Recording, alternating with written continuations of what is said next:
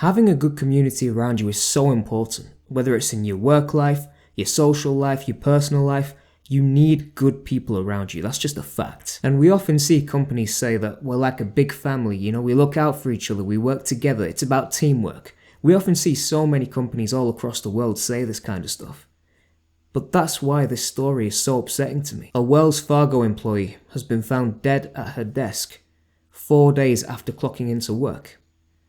60-year-old Denise Prudhomme, she clocked into work on the Friday morning in her office in Arizona, but she never clocked out. And it was only until the following Tuesday, 4 days later, that her body was discovered. This is what troubles me, because safe to assume she died on the Friday. I mean, I can't imagine she would have wanted to stay the night at this office. If she died on the Friday, and the security team and the company as a whole have a record of her not signing out of the office, not clocking out, why on earth has her body not been discovered until the following Tuesday? Surely, after the close of day, the close of business, they would have found out, oh, one person's not signed out yet. I mean, certainly by UK standards, you have fire marshal, fire registers to let you know who's still in the building and who's signed out of the building. If you see that this person's not signed out of the building, you would have gone, is she still here? Not one person within the Wells Fargo office decided to take a look and see what's happened to 60-year-old Denise Prudhomme. This is a really sad story. In fact, it's more than sad. It is tragically pathetic. I mean, think of it. The woman goes into the office, goes about to do her usual job, ends up dying within the office, working on the job. And over the course of the next 4 days, not even her boss, not even her colleagues decided to say, oh, is Denise not in today? Is she, is she sick? Is she working from home? Where's Denise? I mean, is so much for teamwork and the corporate family. People, I mentioned before, companies like to say, oh, we're like a family around here. Well, Wells Fargo, you're certainly not proving it with this one, are you? I mean, Denise Prudhomme was left to quite literally rot for 4 days at her desk. This lady spent her last hours on earth, her last minutes on earth, working for you, and literally died within your office, and not one of you decided to go and check on her.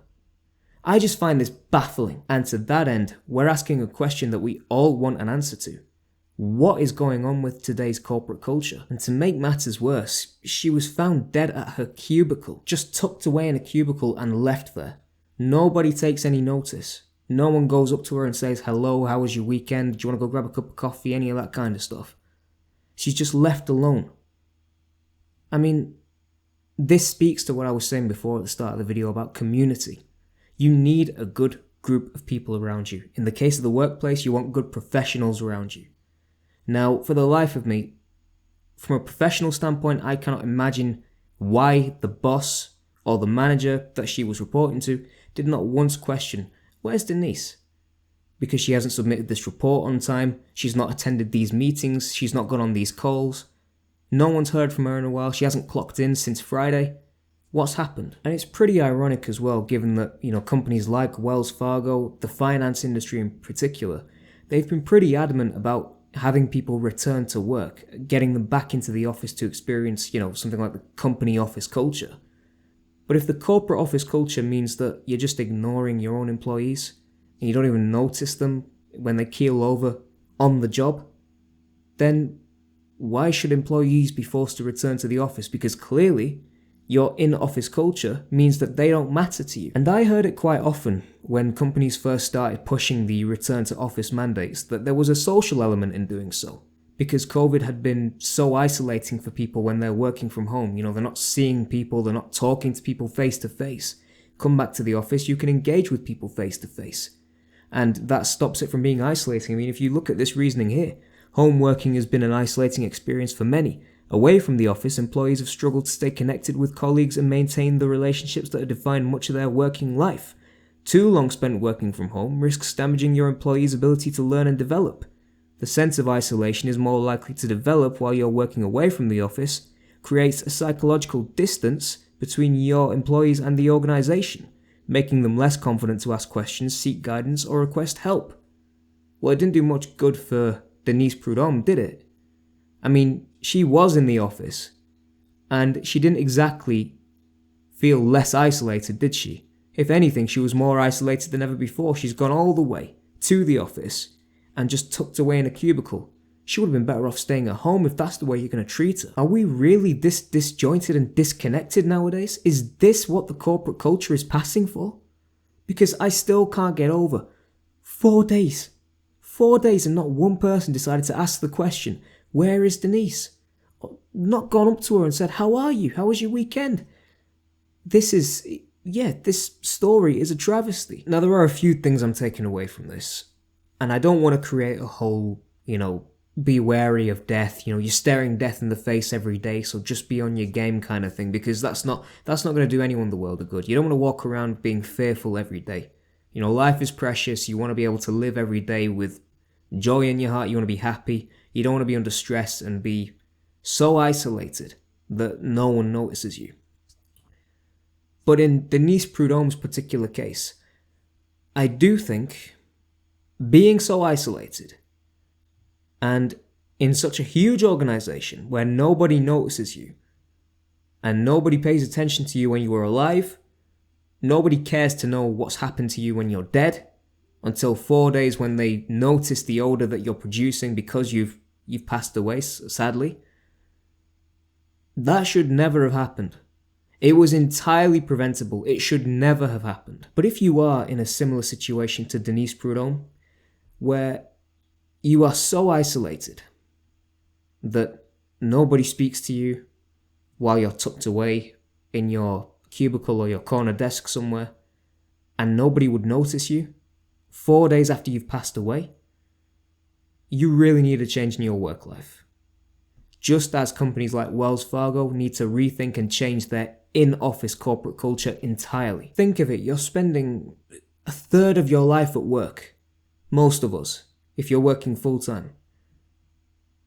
And if you're that physically, socially, and emotionally disconnected to your company and to your colleagues, I say colleagues loosely here because clearly they didn't value poor Denise Prudhomme, then unless you can completely radically change the in-office culture overnight, you need to rethink your position within the company, and maybe even your position within that team. Denise Prudhomme was not just meant to be a cog in the Wells Fargo system. She was a human being.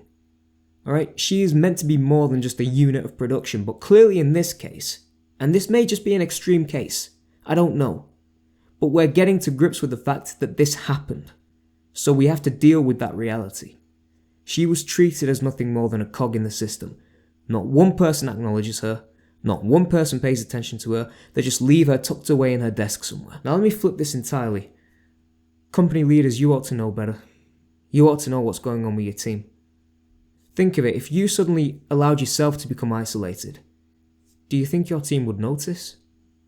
Now they may not care as if you were their father or their mother or a cherished loved one, but they would notice. And it's even more tragic when you consider that 15 Americans are dying at work every single day. But to the Wells Fargo leadership, understand that Denise Prudhomme is not the only one that suffered and is currently suffering. One employee named Ricky, upon learning about Denise Prudhomme's death, said that they were told to carry on with, quote, business as usual and to get back to work.